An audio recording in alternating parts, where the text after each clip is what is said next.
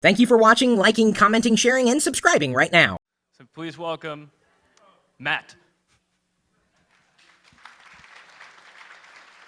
Hi folks, okay, I'm new to this.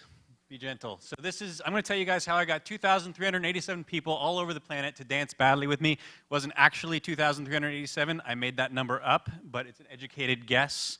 It's like, counting jelly beans. The formula for what I do is basically just me dancing badly all around the world. I put it on YouTube, and this is my site, and that's what I've been doing for about 5 years. I'm going to look at this instead. And it's actually been viewed by a lot of people. As he just said, 30 million people have watched these videos. So many people that actually, if you Google the name Matt, the top 4 results are now me.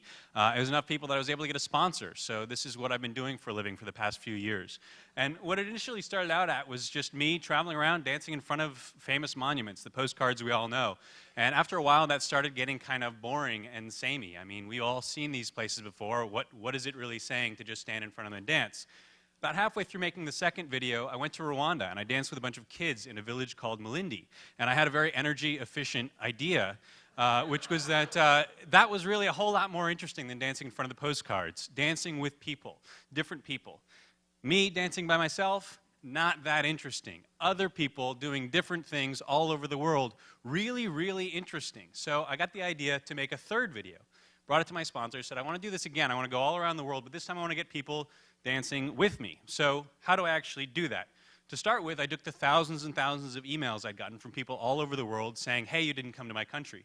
And I broke them down into folders, put folders in for Greece, Germany, Georgia, France, everywhere all over the world. And then I also put a sign-up page on my website saying, tell me where you live. When I'm passing through, I'll send you an email, let you know where and when to be, and you can come dance with me. We actually got about 25,000 people signing up to dance in this new video. So then we had to prioritize and break it down by country, where we had the most people signed up. When I say we, I mean my girlfriend Melissa and I. We sort of divided the responsibilities down the middle in a fair and equitable way. I got the fame, adoration, and money. She does the spreadsheets and the invoices and has total anonymity. So she organized these events and sent out the invites where we would recruit helpers in each city. This is what we did for Gasworks Park in Seattle. We'd put a Google map together, and we'd give the where and the when, and we'd take reference photos, and we got local people to help out in all these cities. It was fantastic. Then we'd set up the events, and this was Madrid, where we got 180 people out to dance. There was some overhead to deal with, some legal issues. We had to get everybody signed up, get the release forms so we could use their images. When you're dealing with a sponsor, you have to do things like that. But it actually gave us an opportunity to meet and greet everybody who was dancing. And then we would do these dancing shoots, which were really easy, took a few minutes, loads of fun every single time.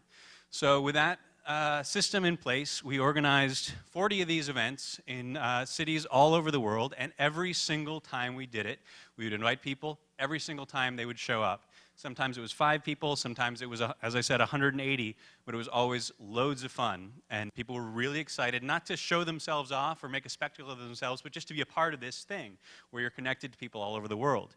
Another fun little thing that we had was, because of the sign-up process, we had to take headshots of every single person for the release forms, which turned into a sort of art project of its own, where I got these thousands of these little headshots of every participant. Some of them are actually really, really interesting. We had a lot of pirates for some reason, some anime characters, some samurais, a cheesehead, and a bona fide Catholic priest. So we got, all stripes, different strokes.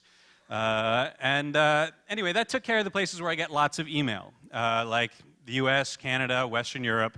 It did not take care of places where I get very little to no email, such as the island of Tonga or the entire continent of Africa.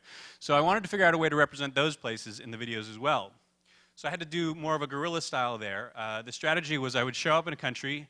I learned that kids are a lot easier to dance with than adults, especially when you haven't emailed them at first to explain what you're doing. And so I would set up the camera. Take one would usually be kind of weird because they didn't get what I was doing. I was just standing there and they were looking at me. Take 2 was usually gold. Take 3, the wise ass effect would take hold, where 1 or 2 kids would go up to the camera and go, blah, blah, blah, blah, blah. So take two was usually what ended up in the video, but that was how I got those other countries. Another thing I learned is handing out money to kids on the street in developing countries isn't a very good idea. It's not a good strategy. So something I learned was to seek out schools, talk to teachers, explain what I wanted to do, and make a donation to the school in exchange for time with the kids. That actually benefited them instead of just handing them change, which is messy. Anyway, occasionally we would also hire Bollywood dance troupes to fill things out, but I'm out of slides now, so that's another story. And anyway, that's how I made the Where the Hell is Matt videos.